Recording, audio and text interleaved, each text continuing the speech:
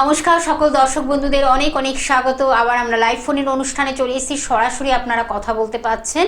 আর আমাদের এই অনুষ্ঠানটি তো একটু ব্যতিক্রমী অনুষ্ঠান, তখন অনেক জিজ্ঞাসা থাকে, অনেক প্রশ্ন উত্তর আপনারা সেগুলো পাচ্ছেন এবং ভীষণভাবে সেটা আপ্লুত হচ্ছেন যে এই অনুষ্ঠানের মাধ্যমে আমরা অনেক অনেক অজানা তথ্যগুলো আপনাদের কাছে আমরা পৌঁছে দিই।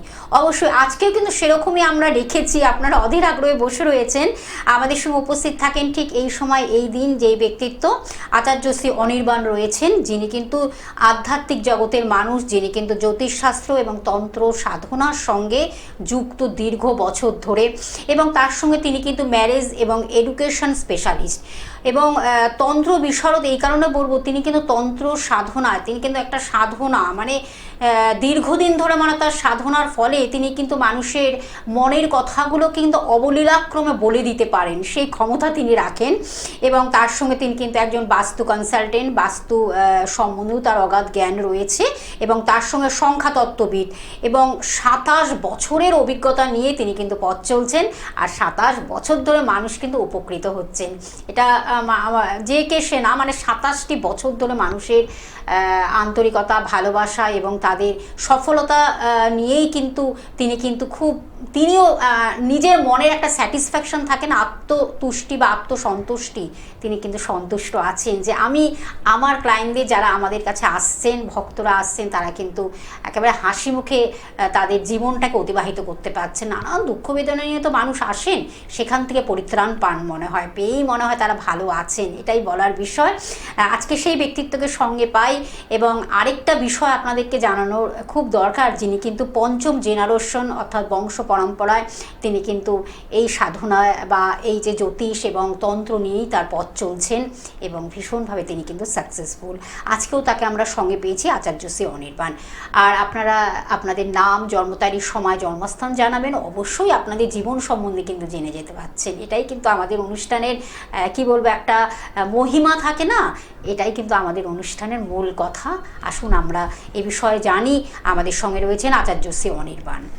দাদা, স্বাগত আপনাকে অনুষ্ঠানে। নমস্কার, সকলকে আন্তরিক অভিনন্দন, শুভেচ্ছা। সর্বোপরি গুরুর চরণে প্রণাম জানিয়ে আমি আচার্য শ্রী অনির্বাণ আজ প্রথমেই যে কথাটা বলার প্রয়োজনীয়তা রয়েছে, প্রথমে একটা জিনিস বলার খুব দরকার রয়েছে। ঐন্দ্রিলাকে থ্যাংক ইউ। আমি নাকি ঘড়ি পড়ি না। দাদা, আপনাকে কোনোদিন ঘড়ি পড়তে দেখি না। ঐন্দ্রিলার 5ই মার্চ ওর পুত্র সন্তান জন্ম হয়েছে 11 বছর বাদে, এবং 3বার IVF করেছে। 3বার IVF করেও IVF ফেলিওর হয়েছিল, কিন্তু নর্মাল প্রসিডিংয়ে বাচ্চা হয়েছে 5ই মার্চ। তো ও আমাকে কালকে রাত্রিবেলা এই ঘড়িটা গিফট করেছে, আমি ওর ঘড়িটা কিন্তু পরেছি। মানে কনগ্রাচুলেশনস, সত্যি তাই ঐন্দ্রিলাকে। আসলে এটাই মনে হয় ভালোবাসার একটা নাম, এটা ভালোবাসার ফল, আর কিছু নেই, এইটুকুনি থেকে যায়, মানে তার সান্নিধ্য নিয়ে উপকৃত হয়েছি।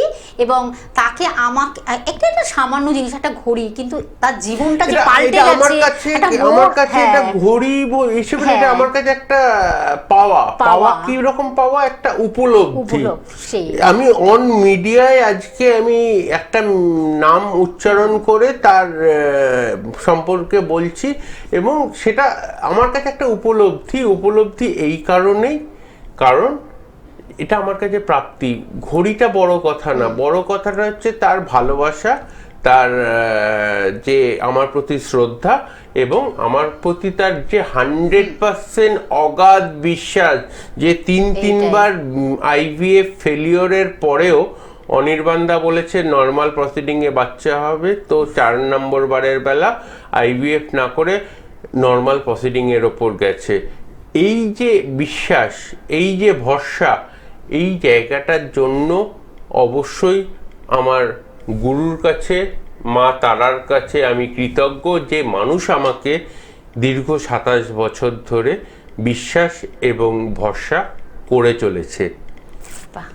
খুব ভালো লাগলো শুনে, সত্যি তাই। এই ভালোবাসা বা এই প্রাপ্তিটাই মনে হয় জীবনের পাওয়ার একটা, আমরা আশা করি অনেক কিছুই জীবনে, কিন্তু এইটুকুনি মনে হয় থেকে যায়। নিশ্চয়ই আমরা কিন্তু আজকে অনেক ভুরি ভুরি জিজ্ঞাস্য কোশ্চেন নিয়ে বসে আছি, কোয়ারি নিয়ে বসে রয়েছি আজকে, কিন্তু অনির্বাণদার কাছে সেই জিজ্ঞাসাগুলো রাখবো। প্রথম একটা আমার জিজ্ঞাসা ভীষণ মনে পড়ছে, অনির্বাণদা আপনি তো 27 বছর ধরে মানুষের বিভিন্ন জটিল কুটিল মানে নানান সমস্যা নিয়ে আপনি কিন্তু কাজ করছেন এবং ভীষণভাবে আপনি কিন্তু সেই সমাধানের পথটা দেখিয়ে দিচ্ছেন এবং সাকসেসফুল আপনি পারসন, একজন এডুকেটেড এবং সাকসেসফুল পারসন। এই যে অনেক সময় যে যারা হয়তো দুঃস্বপ্ন দেখছে বা আতঙ্কগ্রস্ত হয়ে যাচ্ছে, তারা কি করবেন, কি আপনি কি বলবেন এই বিষয়ে, কি পরামর্শ দেবেন? অনেক সময় দুঃস্বপ্ন বা আতঙ্কগ্রস্ততা যদি কোনো মানুষ যদি কনস্ট্যান্ট দেখতে থাকে, তাহলে প্রথম যে জায়গাটা তার করা উচিত বা যে জিনিসটা তাকে মেনটেন করা উচিত সেটা হচ্ছে বাড়িতে তার পশ্চিম দিকের দেয়ালে একটা লাল কালারের বাল্ব যাতে জ্বালাতে পারে তার ব্যবস্থা করা উচিত। রেড বাল্ব বা লাল বাল্ব পশ্চিম দিকের দেয়ালে কিন্তু একটা লাল বাল্ব জ্বালাতে পারে যাতে বাড়িতে, তার ব্যবস্থা করতে হবে, 1 নম্বর। দ্বিতীয় নম্বর, যেটা অবশ্যই মাথা ঠান্ডা রেখে ঘুমাবার সময় যদি একা খাটে শোন, আপনি বেশিরভাগ ক্ষেত্রে তো একা থাকলেই ভয়টা বেশি হয়, যদি একা খাটে শোন সেক্ষেত্রে আড়াআড়ি বা তেচড়ি ভাবে ঘুমাতে গেলে বা ঘুমালে ভালো। এবং এর সাথে সাথে যদি আপনি ছেলে হন বা মেয়ে হন, যেই হন না কেন, রাত্রে ঠিক